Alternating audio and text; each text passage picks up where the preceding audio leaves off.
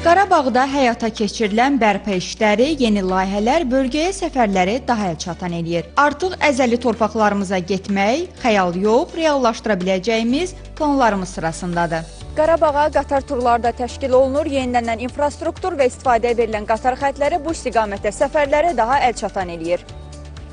Hazırda Qarabağa səfər edən sərnişinlər üçün qatar ən çox seçilən ictimai nəqliyyat vasitələrindən biridir.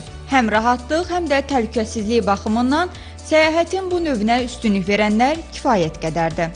Yay ayında planım var getmək üçün və sürət qatarından istifadə məncə ağıllı seçimdir. Planlaşdırıram. Bu yayda əgər getmək istəyirəm, Şuşaya, Laçına. Yəni Qarabağda səyahət etmişəm, yaxşıdır. Hazırda qatarla vətəndaşlar Bakı-Ağdam istiqamətində həftənin şənbə günləri səhər saat 07:10-da yola düşürlər. Təxminən 4-5 saatlıq məsafə qət edərək 11:53-də Ağdam dəmir yolu və avtovağzal kompleksinə çatırlar.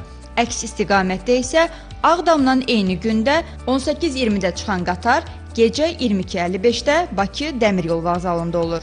Bundan başqa Ağdam-Xankəndi dəmir yolu xətti üzrə 3 stansiyanın inşasına da start verilib. Bakı-Ağdam istiqamətində həftənin şənbə günləri reyslər mütəmadi həyata keçirilir, tələbat yüksəlir. Yəni aydan aya statistik göstəricilər də tələbatın artdığını göstərir. Eyni zamanda Bərdə-Ağdam xəttinin davamı olaraq hazırda Ağdam-Xankəndi dəmir yolu xəttinin tikintisi işləri sürətlə davam etdirilir. Layihələndirmə işlərinin 87, tikinti işlərinin isə 44% başa çatıb. İlin sonuna qədər Ağdam-Xankəndi dəmir yolu xəttinin inşası üzrə işlərin böyük əksəriyyətinin başa çatdırılması planlaşdırılır. Növbəti mərhələdə isə artıq Bakıdan Xankəndiyə də dəmir yolu ilə sərnişinlərin səfərlərini həyata keçirməyə planlaşdırırıq.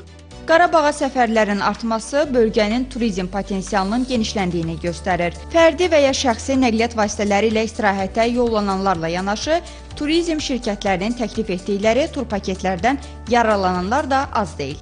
Qarabağda yerləşən regionlarımıza tur səfərləri baş verir.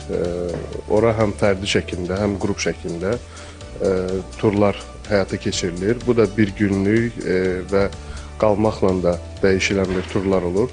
Daha çox bir gün, bir gecə, 2 günlük qalmaqla dəyişilən turlardır. Bu turizm şirkətləri tərəfindən qrup şəklində orta hesabla qiymətlər aralığında dəyişilir. 85, 105 və daha yüksək qiymətlər də ola bilər. Hətta ölkəyə gələn əcnəbi qonaqlar üçün də Qarabağa turlar təşkil olunur. Ümumiyyətlə son 5 ildə Qarabağ ölkənin əsas turizm istiqamətlərindən birinə çevrilib. Jalə Gözalova, Sabir Şəfələdov, Telesəhər.